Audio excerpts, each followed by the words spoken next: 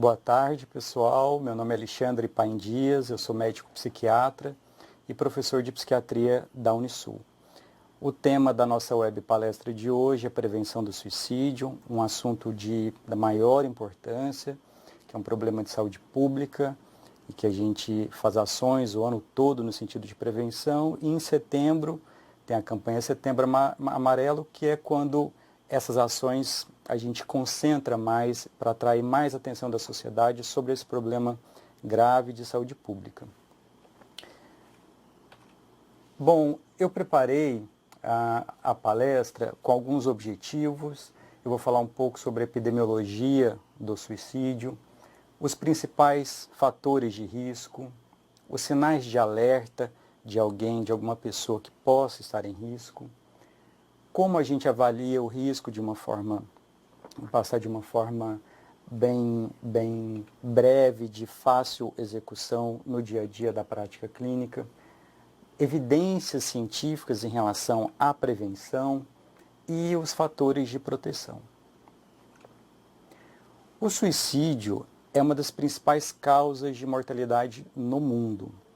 Em todo o mundo, ela figura ali entre as 10, 15 principais causas de mortalidade. Mas é nos jovens que é uma causa de mortalidade dentre as principais. Por exemplo, no Brasil, na faixa etária dos 15 a 29 anos de idade, o suicídio está na terceira, como a terceira principal causa de mortalidade. Então, é um grupo, uma faixa etária muito jovem e uma causa de mortalidade muito importante nessa faixa etária. Mas é nos idosos que as taxas de suicídio são maiores.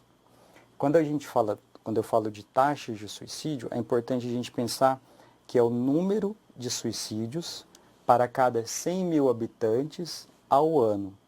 Então, essas taxas elas são maiores nos idosos, mas é nos jovens que a mortalidade por suicídio figura entre as principais causas de morte, até porque os idosos têm uma chance de morrer por outras doenças, tem uma chance maior que o jovem para morrer por exemplo,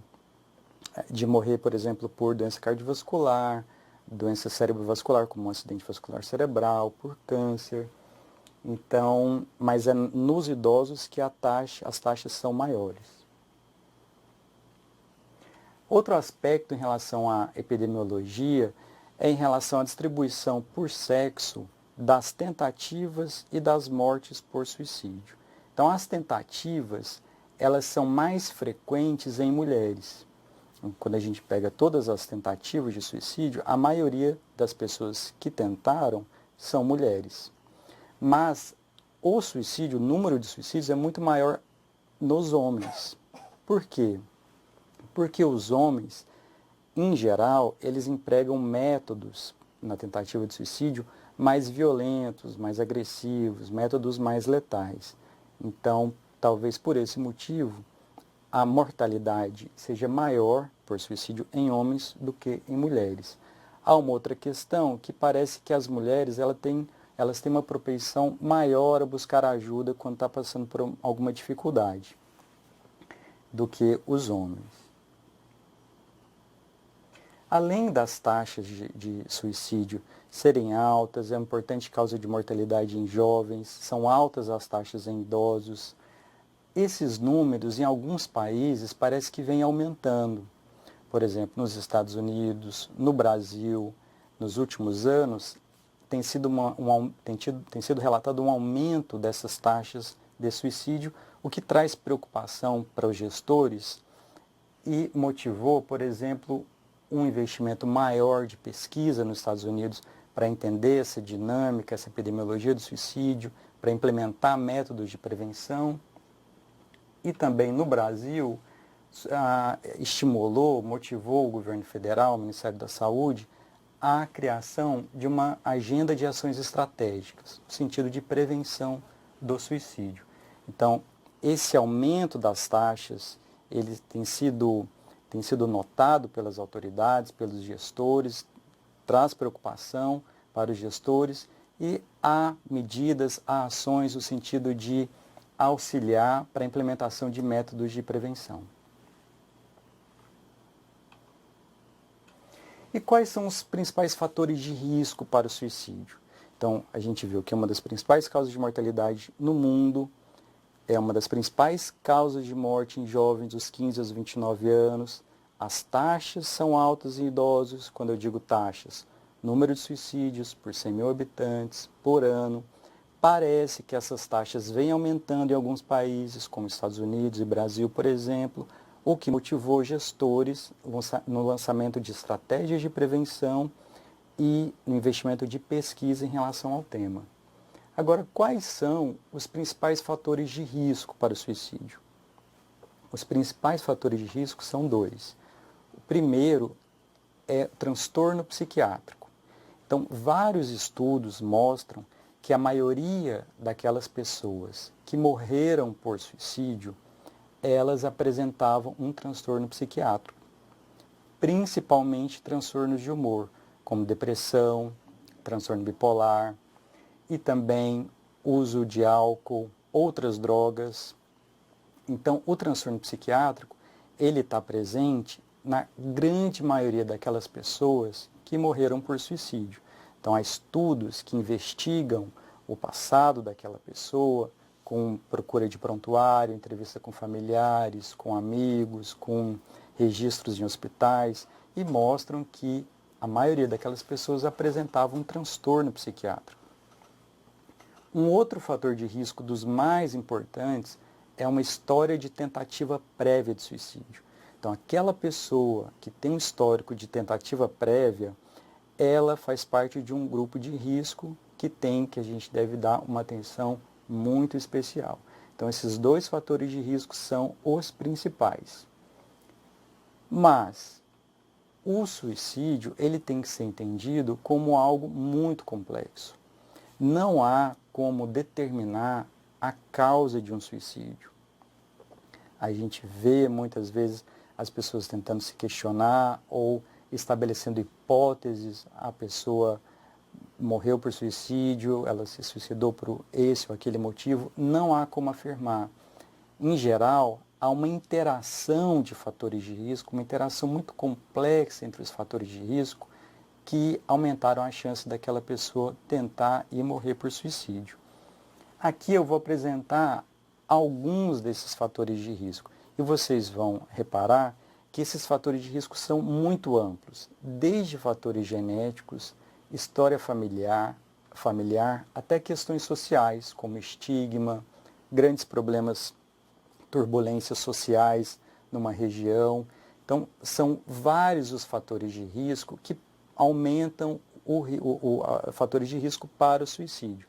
E a gente tem que ter essa clareza, que apesar de haver alguns que são principais, que a gente nota, que é registrado e é identificado em pesquisas naquelas pessoas que morreram por suicídio, como transtorno psiquiátrico e tentativa prévia, há uma série de outros fatores de risco, desde questões biológicas, individuais, ambientais, sociais, que, com uma interação muito complexa, pode aumentar o risco de um indivíduo tentar o suicídio. Então, eu vou descrever alguns deles. Por exemplo, a gente divide esses fatores de risco. Pode dividir de uma forma mais didática, entre populacionais, individuais e ambientais. Dentre os fatores de risco populacionais, por exemplo, problemas sociais, como grandes problemas econômicos, isolamento social é um fator de risco importante.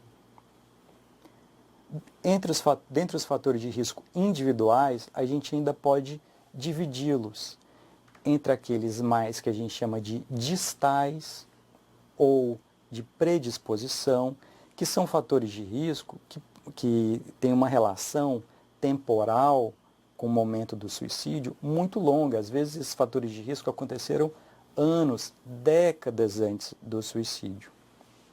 Por exemplo, adversidades na infância, violência contra a infância, violência física, violência psicológica, são estressores que podem predispor aquela criança a uma tentativa quando adulto. Então, é um fator de risco individual distal. Às vezes ele ocorre muitos anos antes da tentativa. Isso é muito importante quando a gente for falar de prevenção, que a prevenção ela é tão ampla quanto são os fatores de risco. Outros fatores de risco distais, individuais, fatores genéticos. Há estudos que mostram um traço genético, principalmente em relação a genes ligados à impulsividade, à agressividade, que podem estar associados ao risco de suicídio. História familiar também é um fator de risco. Ainda dentre os fatores de risco individuais, há aqueles chamados de fatores de desenvolvimento ou mediadores. Por exemplo, os transtornos psiquiátricos, como muita ansiedade, esses traços de personalidade, como eu comentei, caracterizado com muito componente agressivo, impulsivo, uso crônico de substâncias, uso de álcool e drogas ilícitas são fatores de risco muito importantes em relação ao suicídio. E há, dentre os fatores de risco individuais, aqueles proximais ou precipitantes. O que significa? Que são aqueles fatores de risco que ocorreram mais próximo do momento em que o indivíduo tentou o suicídio. Por exemplo, grandes eventos de vida, eventos estressores de vida, um problema grave, familiar, pessoal, conjugal, no trabalho, uso agudo de substâncias, de novo, álcool ou outras drogas, depressão, desesperança, humor deprimido. Então, são fatores mais proximais ao momento em que o indivíduo tentou o suicídio. E ainda, os fatores de risco ambientais. Aqui, por exemplo, eu citei acesso aos meios. Esse é um fator de risco muito importante. Então, saiu um estudo muito recente mostrando que aqueles países em que o acesso à arma de fogo é mais facilitado, eles apresentam taxas de suicídio maiores do que aqueles países cuja regulação em relação ao porte de arma de fogo é mais restritivo, é mais rigoroso. Então, o acesso à arma de fogo é um fator de risco muito importante. Quando a pessoa, por exemplo, tem acesso a muita medicação em casa, também pode ser um fator de risco. Meios rurais, às vezes, acesso a pesticidas.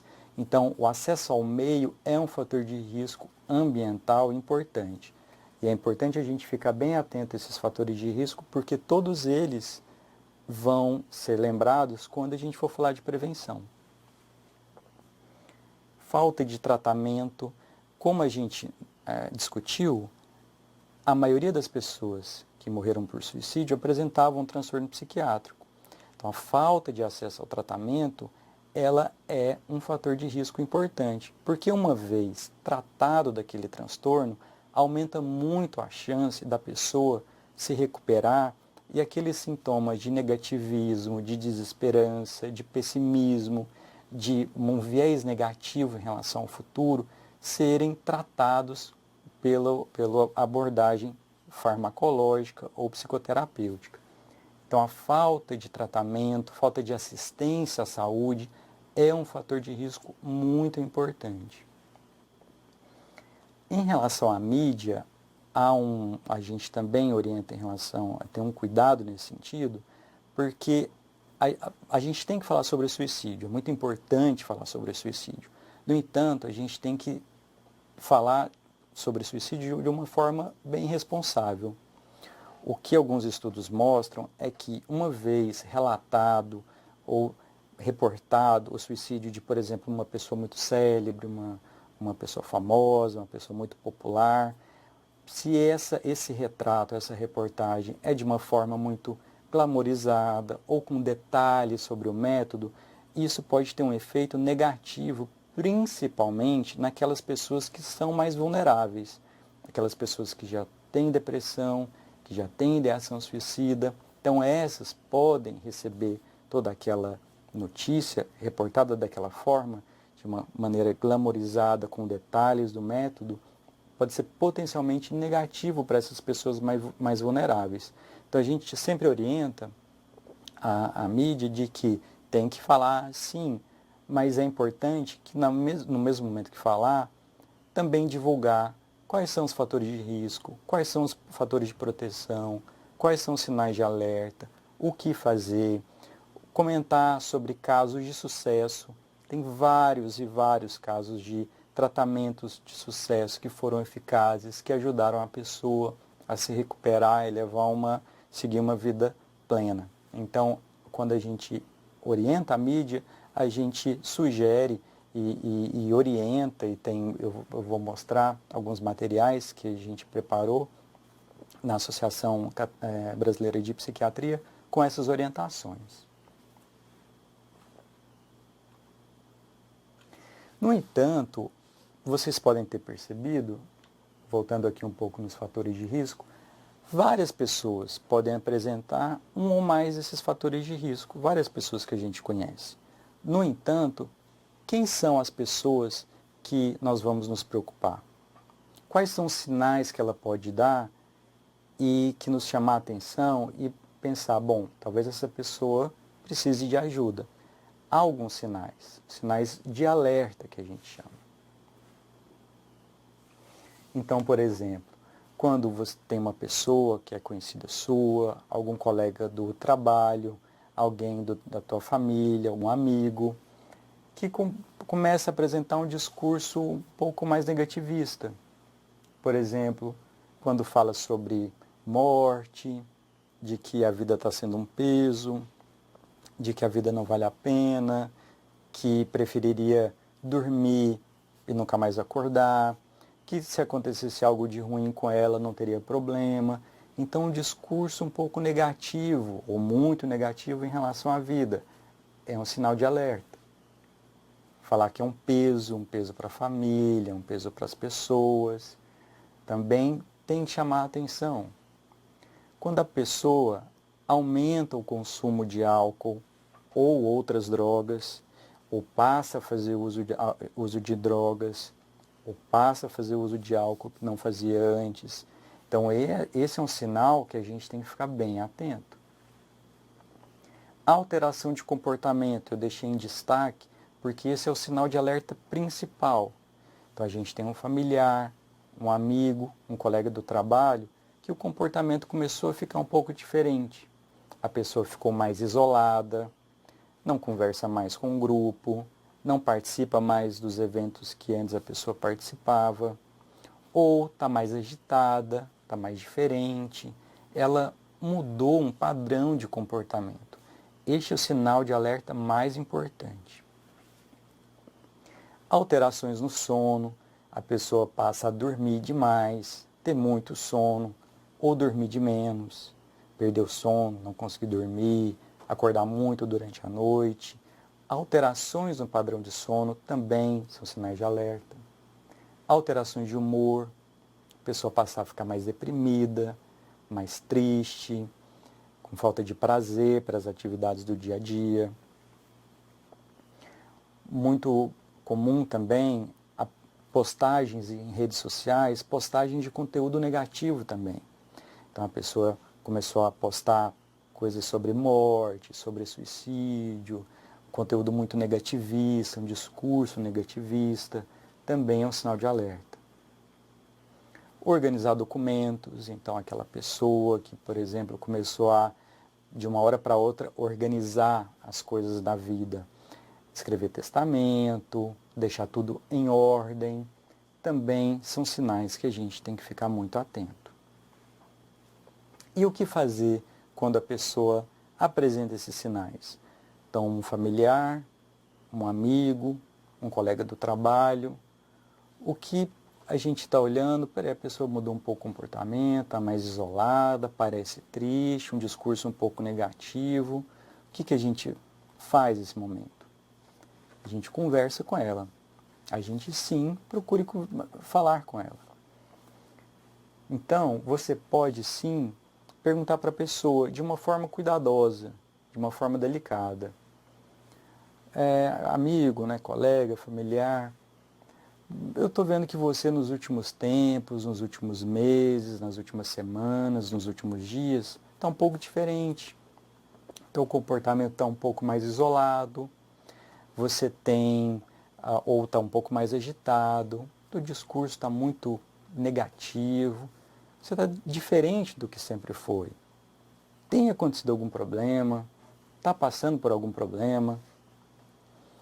Bom, a pessoa se sentindo segura da maneira da abordagem que você teve, ela pode falar assim, nos últimos tempos eu não estou bem, eu tenho sentido uma diferença no meu humor. Nessa hora, você pode perguntar para ela de uma forma delicada e cuidadosa. Você tem pensado, por exemplo, que a vida não vale a pena, que era melhor dormir e nunca mais acordar, pensando em morrer? Você pode perguntar. Há um receio que a gente nota na população, e isso tem um estigma em relação a isso, e uma visão um pouco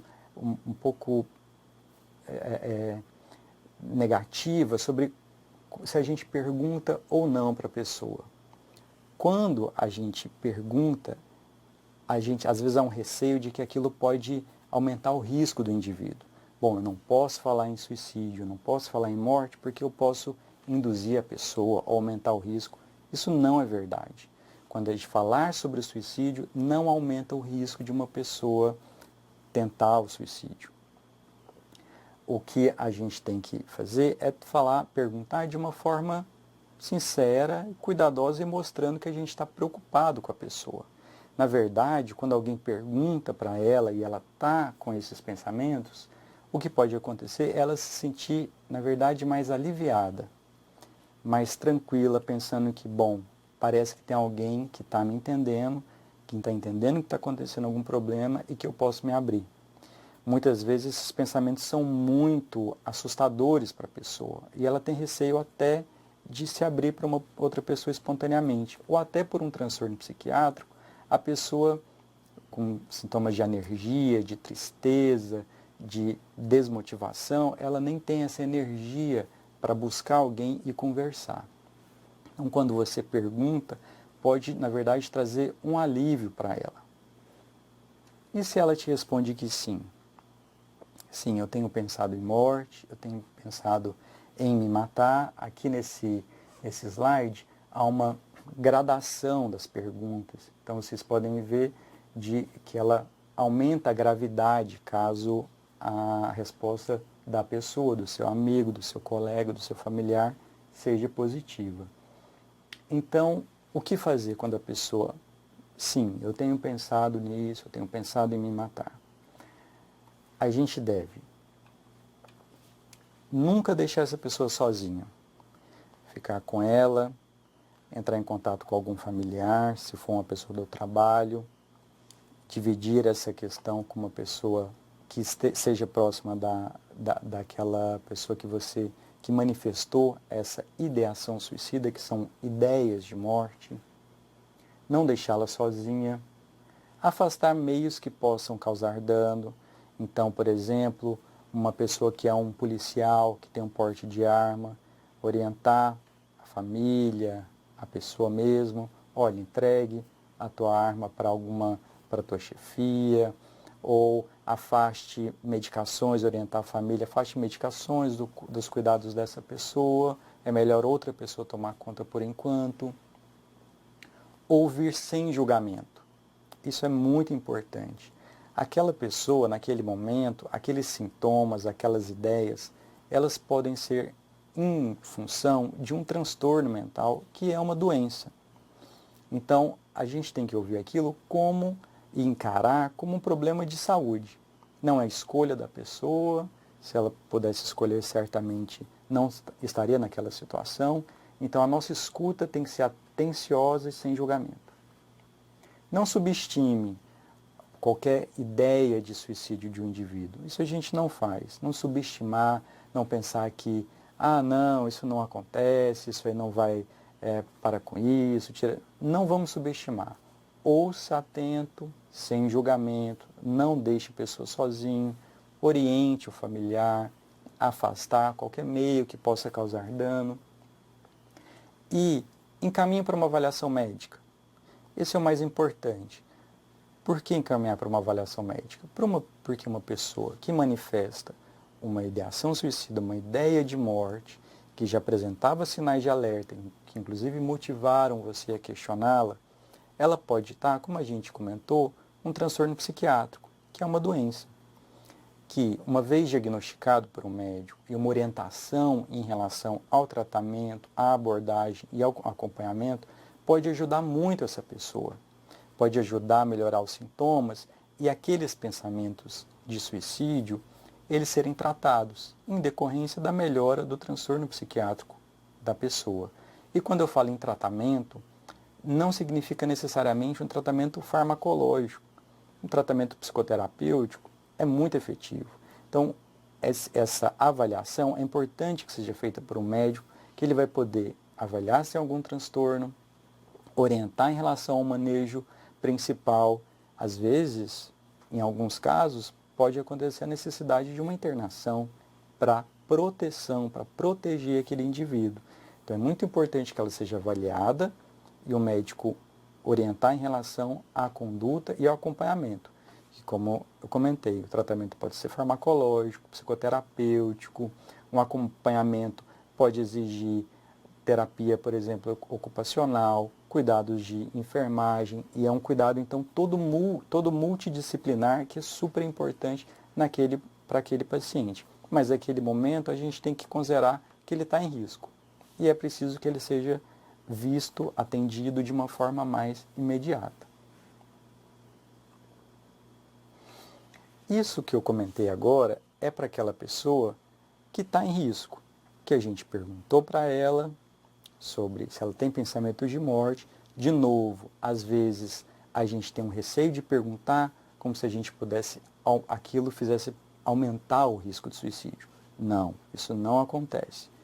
Às vezes você pergunta, muitas das vezes é o contrário o efeito. A pessoa se sente mais aliviada por ter alguém que se abriu a perguntar a ela e entender o que ela possa estar passando naquele momento. Mas a prevenção do suicídio, ela é muito mais ampla e começa muito antes daquele momento em que o indivíduo informa que tem pensamentos de morte. Como a gente havia comentado, não há uma série de fatores de risco sociais, individuais, ambientais. Dos individuais, aqueles distais, fatores de risco que começaram há muitos anos antes da tentativa, aqueles mais intermediários, como o uso crônico de substância, e aqueles mais imediatos, como eventos estressores de vida, uso agudo de substância, depressão, ansiedade, e os fatores ambientais de risco, fatores de risco ambientais como acesso a meio, falta de tratamento. Então, há uma série de fatores de risco. A prevenção também tem que ser muito ampla e envolver todos esses aspectos. Aqui eu vou citar algumas evidências científicas em relação a mecanismos de prevenção que podem ajudar a reduzir os índices, as taxas de tentativas e de suicídio. Por exemplo, no âmbito social, o combate ao estigma. Por que é muito importante combater o estigma em relação aos transtornos psiquiátricos? Porque, a gente comentou, um dos principais fatores de risco são os transtornos psiquiátricos. E o estigma o que é? É uma barreira. É uma barreira entre o transtorno psiquiátrico e o acesso ao tratamento. E nós temos muitos tratamentos efetivos. Medicações, psicoterapias, uma série de tratamentos muito efetivos, que podem ajudar e ajudam milhares de pessoas. E o estigma é uma barreira em relação a isso. O estigma, o preconceito, a discriminação, a pessoa se sente com vergonha, o familiar ou o colega de trabalho critica a pessoa, julga aquele comportamento como se fosse uma escolha do indivíduo, um comportamento, por exemplo, ocasionado por uma depressão. Então, o estigma é uma barreira. Quando a gente quebra essa barreira, a gente facilita o acesso daquela pessoa com uma doença mental até o tratamento, que pode ser muito efetivo e que geralmente é muito efetivo. Isso é muito importante, o combate ao estigma, porque isso qualquer pessoa pode fazer. independente da profissão, independente da atividade laborativa, independente da escolaridade, todas as pessoas da sociedade podem combater o estigma. Então, esse é um mecanismo de prevenção que a gente chamou aqui de social, que todas as pessoas podem fazer. Vou citar agora, e a integração social, também citando sobre no âmbito do social da prevenção. A integração social é muito importante. A integração social no idoso, no jovem, com pessoas, colegas que compartilham hábitos saudáveis. O isolamento social é um problema. A gente não tinha visto que o isolamento social é um fator de risco. A integração social é um fator de proteção.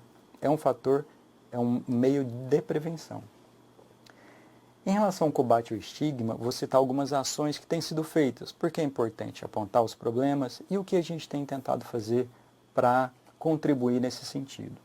Então, a Associação Brasileira de Psiquiatria, por exemplo, tem a campanha contra a psicofobia, que é o preconceito em relação às pessoas que têm um transtorno mental, Sociedade contra o Preconceito, a campanha CRAC, que é CRAC não usa crack, que tem relação com o combate ao uso de álcool, ao uso de drogas ilícitas nesse caso, mas também a associação é muito combativa no sentido de alertar sobre os problemas do uso de álcool e outras drogas. Então são campanhas de combate ao estigma que a gente traz e insiste para as pessoas que esse é um fator muito importante e que pode sim ajudar na redução das taxas de suicídio. No aspecto ambiental, nós temos como prevenção restrição de arma de fogo, regulação de pesticidas, um controle na dispensação de medicação, como eu comentei mais cedo, orientação na mídia, arquitetura de segurança em relação a pontes, locais públicos, treinamento de médicos, isso é muito importante. A maioria das pessoas que morreram por suicídio foram atendidas num serviço de atenção primária no ano anterior. Mais de 80% das pessoas foram atendidas por profissionais da atenção primária. E quase a metade nos 2, 3 meses anteriores à morte por suicídio. Então, o treinamento dessas pessoas é muito importante. Aqui a mídia é um exemplo que a Associação Brasileira de Psiquiatria e o Conselho Federal de Medicina têm uma cartilha para orientar a mídia nesse sentido. Individual, como eu comentei, tratamento psiquiátrico de algum transtorno, medicações como lítio, clozapina, esse ISRS são os chamados antidepressivos, como fluoxetina, sertralina. Então são medicações, são tratamentos que, com indicação médica e o acompanhamento adequado, podem ajudar a tratar o transtorno psiquiátrico e proteger o indivíduo de um risco de suicídio. Mas psicoterapia também, psicoterapia cognitiva, essa psicoterapia dialética comportamental é muito efetiva no controle dos impulsos e várias outras. A psicoterapia é um tratamento muito eficaz e deve ser sempre considerado. Educar sobre os sinais de alerta, que eu comentei há pouco. Então, eu cito de novo a campanha Setembro Amarelo, que tem acessível a toda a comunidade, a toda a sociedade, sobre os sinais de alerta em relação ao risco de suicídio. Aqui eu deixei um pouco mais destacado treinamento de médicos, segmento pós-emergência, psicoeducação para os pais, e mostrar esse grupo de trabalho do Plano Estadual de Prevenção do Suicídio, que é um grupo de trabalho aqui de Santa Catarina, e que a gente tem discutido, se reunido, e aqui tem uma foto de uma reunião do grupo em Brasília, sobre a implementação de estratégias para prevenção, e temos discutido sobre treinamento de profissionais, um ambulatório de segmento e programa de prevenção nas escolas. Então é claro que aqui é parte da equipe, é uma equipe muito mais ampla, que envolve várias pessoas do Estado, e é uma iniciativa pública do Estado de Santa Catarina preocupada em contribuir e batalhar no combate às altas taxas de suicídio no nosso Estado. Falar sobre os fatores de proteção. Então, há fatores de risco? Mas há fatores de proteção que podem auxiliar o indivíduo no combate, na redução das taxas de suicídio e de tentativas. Uma boa relação familiar, integração social, como eu apontei algumas vezes, escolaridade, esporte, a prática desportiva. Então, o esporte, a atividade física, ela previne inclusive depressão. Tem trabalhos que mostraram que é um adjuvante muito importante no tratamento da depressão e previne a incidência de depressão. Então, a gente tem que estimular a prática de atividade física. A gente vai estar contribuindo para a prevenção do suicídio? Vamos sim, porque a gente vai estar auxiliando na redução de um fator de risco muito importante. Acesso aos serviços de saúde, segurança, saber lidar com os estressores, resolução de problemas. Então, o jovem é importante um treinamento nesse sentido, que ele aprenda a lidar com as frustrações, com o estresse, resolução de problemas. Religiosidade, espiritualidade é muito importante e ajuda na prevenção, sim. Independente de qual religião do indivíduo, a gente tem que respeitar e saber que pode contribuir, sim, para a proteção daquela pessoa. Aqui eu trouxe duas gravuras, uma do Van Gogh e outra do Picasso, só para ilustrar. O Van Gogh, ele morreu por suicídio e tinha um quadro clínico, provavelmente de transtorno bipolar, tinha história de tentativa prévia, então mostrando só para ressaltar os fatores de risco que a gente comentou. E nessa gravura do Pablo Picasso, Caça-Gemas ou Caça-Remos, eu não saberia dizer qual que é a pronúncia mais adequada, mas ele foi um colega do Pablo Picasso na adolescência e também tinha história de depressão, tentativa de suicídio prévia, abuso de álcool, tentando aqui ressaltar, salientar a vocês fatores de risco muito importantes, tentativa prévia e um transtorno psiquiátrico. Para finalizar, eu queria deixar uma mensagem. O suicídio ele pode ser evitado, é uma causa evitável de morte. A gente tem que ficar atento aos sinais de alerta, aos fatores de risco e estimular os fatores de proteção. Combater o estigma é uma forma de você prevenir o suicídio e qualquer pessoa da sociedade pode atuar nesse sentido. Falar sobre o suicídio não aumenta o risco. E procurar ajuda é um sinal de força, é um sinal de saúde, é um sinal de coerência com o indivíduo, no sentido de ela querer estar bem. Então a gente tem que propagar essa ideia, que procurar ajuda é um sinal de força e estimular que as pessoas procurem ajuda. Aqui meu e-mail, se eu puder ajudar em algo mais, as referências, e fico aberto a perguntas para a gente poder discutir e tentar auxiliar de alguma outra forma. Indaial e Luzerna, na verdade, têm perguntas parecidas. O que fazer quando o profissional de saúde identifica esses sinais de alerta em criança ou adolescente? E aí, Luzerna, como proceder quando o adolescente ou criança tem alguns sinais, mas a família não quer concordar que haja algum problema? Muito obrigado pela pergunta, muito importante e realmente uma situação muito difícil. Primeiro, porque é uma criança e um adolescente, e segundo, que o maior apoio social dessa criança e do adolescente, que é a família, não concorda ou não acredita no que está acontecendo, ou não consegue mensurar a gravidade, o risco daquilo. Isso geralmente ocorre pelo desconhecimento da família. Então, acho que é muito importante, nessa abordagem, orientar a família de que aquilo é um problema. E de que o comportamento daquela criança pode sim, às vezes, se ela está manifestando alguma ideação suicida ou tendo algum comportamento impulsivo, algum comportamento de risco, aquilo pode sim ter uma repercussão mais negativa no futuro. Então, orientar a família de que muitas vezes aquele comportamento é em decorrência de um problema de saúde mental, não é uma escolha do indivíduo, e procurar avaliar com um médico. É claro que a gente sabe que é muito difícil, especialista na área, mas de preferência um especialista na área da infância e adolescência, um psiquiatra da infância e adolescência, para tentar identificar se não há nenhum transtorno psiquiátrico subjacente, que uma vez tratado poderia ajudar no comportamento dessa criança.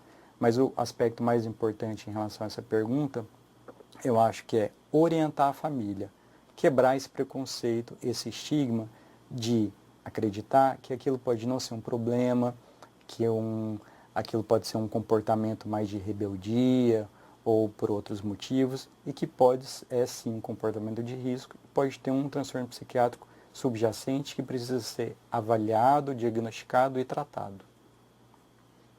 Divinolândia pergunta se é recomendado o trabalho em grupo na psicoterapia. A psicoterapia, como eu já comentei, é um modelo de tratamento muito efetivo. E há vários tipos de psicoterapia. A gente citou aqui psicoterapia cognitivo-comportamental, mas tem a dialética comportamental, tem interpessoal, tem a psicoterapia psicodinâmica, tem psicoterapia muito se fala hoje da atenção plena, de ativação comportamental. Há uma série de modelos, de estratégias psicoterapêuticas que são muito efetivas. A psicoterapia em grupo é outra delas, é muito efetiva também. E às vezes na atenção primária, é difícil a gente conseguir um tratamento psicoterapêutico individual e, até por questões logísticas, a gente orienta uma psicoterapia em grupo, mas que é muito efetiva.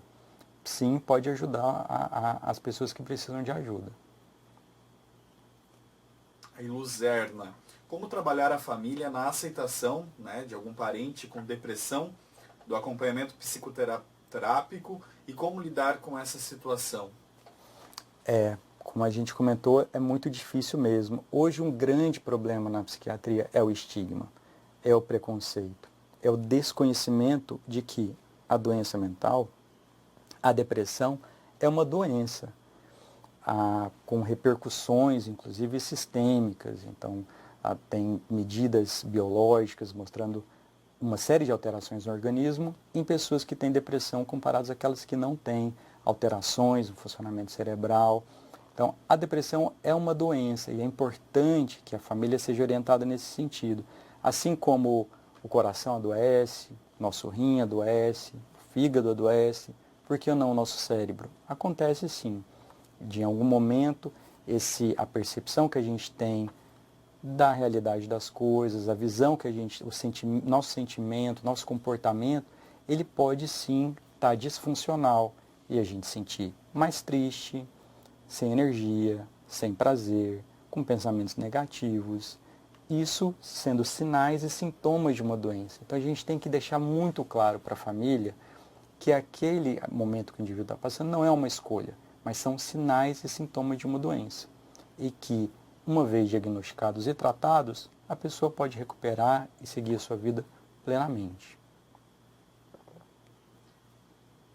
Divinolândia compartilhou aqui com a gente que eles lá estão em 3 psicólogas e mais a responsável de educação permanente na semana de prevenção do suicídio. E estão fazendo a capacitação para professores, dizendo aí, né, passando para eles quais sinais a criança ou adolescente apresenta e os fatores de risco, né? Então estão dando instruções aí nas escolas para os professores. Em Divinópolis? Em Divinópolis. Parabéns. Divinolândia. Divinolândia. Parabéns, pessoal. É muito importante. Como a gente comentou, é uma faixa etária do jovem em que a mortalidade por suicídio ela é muito alta. É muito importante, é uma causa de mortalidade muito importante nessa faixa etária e são taxas muito altas. E há uma outra questão que tem sido descrita, que é o aumento de autoagressão em crianças e adolescentes nos últimos anos. Então, é muito importante que haja orientação e psicoeducação para essas pessoas, inclusive na escola. Então, o trabalho de vocês é muito importante. Tá. Então, Idaial pergunta, o psicólogo Humberto quer saber se no transtorno bipolar o risco maior de suicídio está no episódio maníaco ou depressivo. Pergunta muito importante, Humberto, muito obrigado. Então, só para orientar algumas pessoas, o transtorno bipolar é uma doença, um transtorno de humor, em que a pessoa pode alternar períodos de depressão, em que a pessoa tem humor triste, falta de prazer, pensamento negativo, falta de energia, com momentos que a gente chama de mania ou hipomania, que a pessoa fica o comportamento mais ativado, então aparenta uma menor necessidade de sono, às vezes ela fala excessivamente mais do que o usual, às vezes há um comportamento de risco, ela pode ficar mais irritada também, o humor fica às vezes mais eufórico, mais exaltado, então são quadros que a gente chama de mania ou hipomania dependendo da gravidade. Mas há também períodos que a gente chama de episódios mistos, em que há presença de muita irritabilidade e às vezes há sintomas de depressão, há sintomas de hipomania. Esses episódios mistos parece que são os de maior risco para o suicídio. Mas como a depressão, numa pessoa que tem todo um histórico de transtorno bipolar, a depressão é, vamos dizer assim, o polo da doença que está mais presente durante toda a vida do indivíduo, a vida convivendo com aquele transtorno, a tentativa de suicídio ocorre, em geral, nos períodos de depressão. Freiburgo, qual o melhor manejo no atendimento do paciente que manifesta a intenção de suicídio? Iniciar medicação? Encaminhar para psicoterapia? CAPS? Especialista ou tudo junto? Já que sabemos que nem todos temos acesso aos especialistas, além daí a questão de grande fila de demanda psicológica, né? Pergunta muito importante. A pessoa que manifesta uma intenção de suicídio, ela tem que ser encaminhada para uma avaliação médica. Considero como uma situação de emergência. Como uma pessoa, por exemplo, que está tendo sinais de infarto, sinais de acidente vascular cerebral, e a gente encaminha para o médico para fazer uma avaliação diagnóstica e o melhor encaminhamento terapêutico. Então, uma pessoa que manifesta, o ideal seria encaminhar para um psiquiatra. Então, o trabalho do dia a dia, o treinamento dele. Se não, um médico que tem um treinamento também durante a sua graduação e às vezes com cursos posteriormente. Então, ela deve ser avaliada por um médico. Esse médico vai avaliar no momento e orientar em relação à melhor conduta. Precisa ser internação, precisa de acompanhamento ambulatorial, qual tratamento é melhor? Psicoterapêutico, farmacológico, ambos. Então, a resposta a essa pergunta é: procure um médico, uma emergência, para que essa pessoa seja avaliada tão logo possa. Lacerdópolis. O que fazer quando a pessoa foi diagnosticada com depressão, tem ideação suicida, mas não aceita psicoterapia?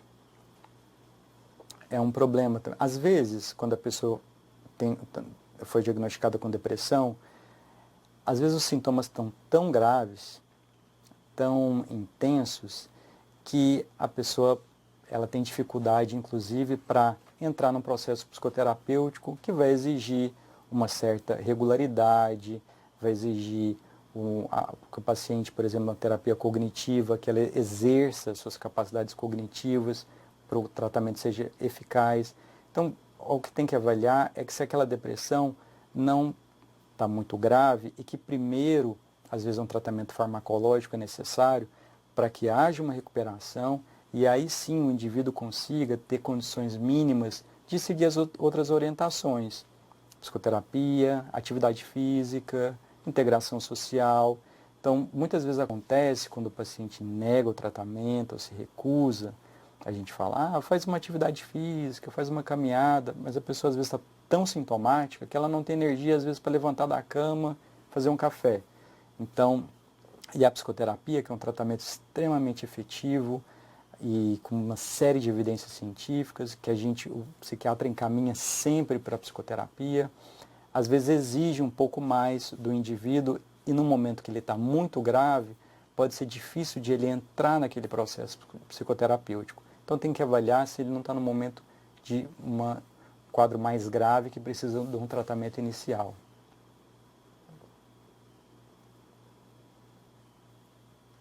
Indaial. Qual a medicação é indicada quando identificados fatores de risco elevados de suicídio? Sabe-se que os psicotrópicos levam em torno de 15 dias para apresentar efeitos positivos e nem sempre podemos correr o risco de esperar esse tempo. Pergunta muito importante. Realmente, para o tratamento para depressão, por exemplo, às vezes as medicações levam aí 3 semanas, 4 semanas para começar o efeito terapêutico. E nesse período, o que a gente vai fazer? Então, essa é uma questão muito importante E digo uma coisa, às vezes a pessoa que está em quadro de depressão, no momento em que ela recebe ajuda, é escutada por um familiar, por um amigo, começa um processo terapêutico com o seu psiquiatra, com o seu médico, com o seu psicoterapeuta, isso já ajuda em relação, às vezes, a reduzir, atenuar aqueles sintomas mais intensos que estão ligados ao suicídio, a controlar impulso, porque muitas vezes a tentativa ela é em virtude de um impulso. Então, quando inicia já um processo terapêutico, a gente pode ganhar tempo também nesse sentido. Isso por si só já é terapêutico. Não deixar a pessoa sozinha. Então, se a recomendação do médico foi um tratamento ambulatorial e não hospitalar, ter sempre alguém que essa pessoa ajudando na questão das medicações, até que ela possa se recuperar e o médico avaliar que esse risco já reduziu bastante. Então, é muito importante mesmo, o início do processo terapêutico, ele já auxilia, mas não deixar essa pessoa sozinha e acompanhar ela de muito perto até que o tratamento tenha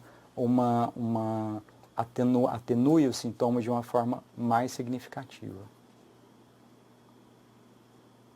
E o pessoal de Divinolândia pediu para você repetir, porque precisaram dar uma saidinha, a questão do se o trabalho em grupo é indicado psicoterapia.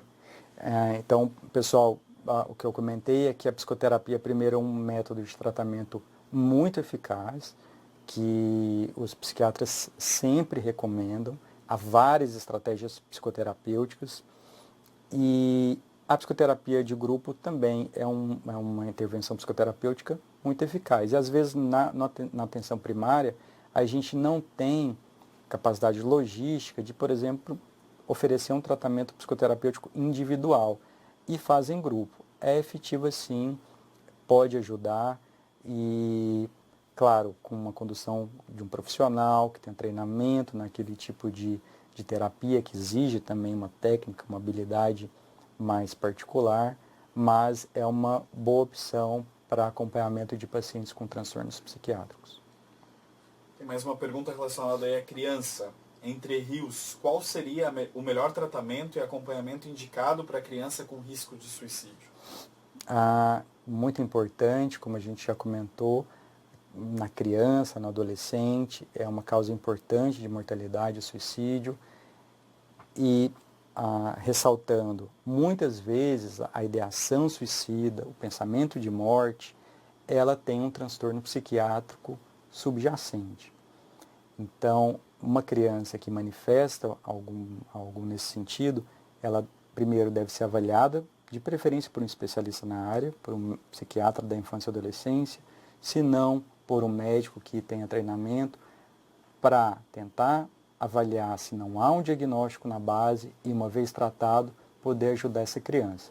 Mas lembrar que ela não pode ficar sozinha, ela tem que ser ouvida, evitar o julgamento em relação a essa criança, afastar qualquer meios que possam lhe causar dano e buscar um atendimento médico de emergência caso tenha essa manifestação expressa da criança ou que ela apresente qualquer sinais que a gente discutiu de alerta. Ela precisa ser avaliada porque é possível que tenha um transtorno psiquiátrico na base daqueles sintomas e que, uma vez tratado, pode mudar o curso e a história dessa criança. Dayal, costuma-se utilizar antipsicóticos para pacientes com risco elevado de suicídio ou apenas os antidepressivos? Cada caso é um caso, depende bastante da medicação, da orientação. Então, pode ser usado, como não pode ser usado. Então, é algo, em relação a essa pergunta, algo muito individual. Às vezes, é necessário alguma medicação para ajudar o paciente em relação à insônia. Muitas vezes pode acontecer do médico fazer orientações e não necessariamente iniciar alguma farmacoterapia de imediato. Então varia muito e vai depender da avaliação médica do momento. Pode variar tanto de uma orientação à família quanto a uma internação hospitalar. Então são casos que têm que ser avaliados de forma individual. Dael aí também pergunta se é indicado alguma investigação clínica antes de iniciar tratamento de paciente com ideação suicida. Muito importante. Por exemplo, em idosos, às vezes os sintomas de depressão, eles podem não ser desencadeados, mas ser muito influenciado por outros tratamentos médicos, por uma condição médica outra, que não psiquiátrica, às vezes problemas em relação à tireoide. Então, é muito importante em idosos, por exemplo, que são uma faixa etária mais vulnerável para condições de saúde, uma investigação clínica completa. Mas é uma orientação para todos os pacientes. Uma doença, como eu comentei, uma doença psiquiátrica, um transtorno psiquiátrico, é um problema de saúde. Então, a gente avalia o paciente, mas tem que ser avaliado de uma maneira global. Então, uma pessoa que apresenta um risco de suicídio, uma ideação suicida, e que a gente suspeita de um transtorno psiquiátrico, ela tem que ter uma avaliação de uma forma global, que inclui investigação clínica. Indael tem mais uma pergunta. A automutilação é entendida como fator de risco para suicídio? Sim, excelente pergunta. A automutilação é fator de risco para o suicídio. O que dizem sobre a automutilação? Que é aquela lesão que acontece, às vezes, mais em jovens, que aparentemente não tem uma intenção de se matar. São lesões como arranhões, cortes. Essas pessoas têm um risco maior de tentativa e de suicídio. Então, pessoas que apresentam esse tipo de comportamento têm que ser acompanhadas e merecem uma atenção especial porque fazem parte de um grupo de risco para o suicídio.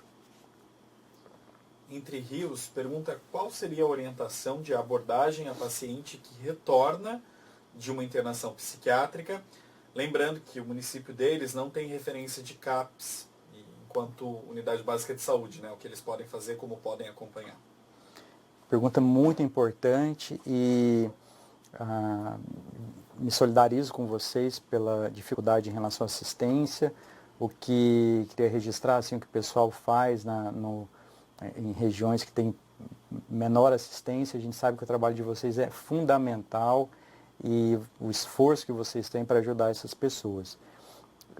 É importante dizer que a pessoa que retorna de uma internação psiquiátrica, essa pessoa tem um risco maior também de suicídio. Claro, não são todas, mas muitas vezes essa internação foi por causa de uma tentativa e a gente comentou que a tentativa é um fator de risco.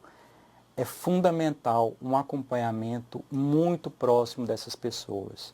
Consultas regulares no posto de saúde ou a visita domiciliar.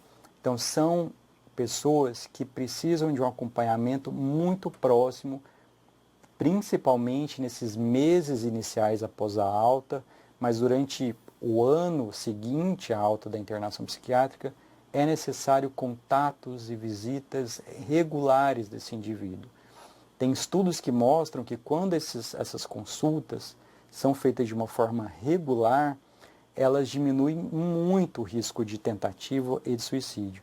Então, quando vocês recebem esses pacientes, procurem ter um esquema, uma programação mais específica para acompanhá-los mais de perto. Trombudo Central em Indaial, aqui vamos citar e perguntar em respeito à notificação compulsória, né? A Trombudo Central coloca aí que a maioria dos profissionais deveriam fazer, é uma atribuição, né? Mas na verdade a maioria não faz. E aí Indaial pergunta se a notificação compulsória deve ser feita na ideação suicida ou apenas na tentativa.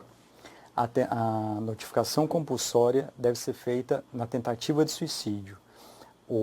É muito importante a notificação compulsória porque ela vai nos dar dados dados epidemiológicos para a gente poder identificar como que está a distribuição dessas tentativas, também possibilidade de, por uma busca ativa, chegar até esse paciente que tentou suicídio, portanto ele tem um risco maior. Então a notificação compulsória, e não é à toa que ela é compulsória, é muito importante para planejamento de estratégias de prevenção e de atenção a essa pessoa que está em maior risco. Então é muito importante o registro dos indivíduos que tentaram suicídio. Eu queria agradecer a oportunidade de discutir esse tema, que é de extrema relevância, um problema de saúde pública que está chamando a atenção de gestores para a implementação de estratégias de prevenção e promovendo momentos como esse para a gente trocar ideia, trocar informação, trocar ideia no sentido de perguntas e respostas. E a mensagem que eu queria deixar é em relação ao estigma, aos transtornos mentais. Então, esse é um embate que é muito importante e que toda a sociedade, todas as pessoas podem ajudar nesse sentido, a gente reduzir o preconceito, acabar com o preconceito, com a discriminação em relação aos transtornos psiquiátricos, saber que aqueles transtornos são doenças e que têm maneiras muito efetivas de tratar, tratamentos muito acessíveis que podem ajudar o indivíduo a retomar sua vida plenamente com a sua família, no seu trabalho, no seu dia a dia. Então, estimular as pessoas a procurarem ajuda, saber que pedir ajuda é um sinal de força e seguir juntos aí nessa caminhada, especialmente para reduzir o estigma que muitas pessoas com transtornos psiquiátricos sofrem no dia a dia. Muito obrigado.